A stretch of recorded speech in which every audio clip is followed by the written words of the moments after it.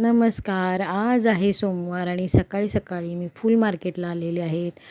फुलं बघितलं की मला तर खूप आनंद होतो. चाफा, मोगरा, अशी गुलाब वगैरे मला खूप फुलं आवडतात. फुलं घेऊन मी घरी आले आणि असं तबक हॉलमध्ये ठेवलं. हार बनवले, स्वामींना घातला हार आणि मला हार बनवायला खूप आवडतात आणि फुलं खूप आवडतात.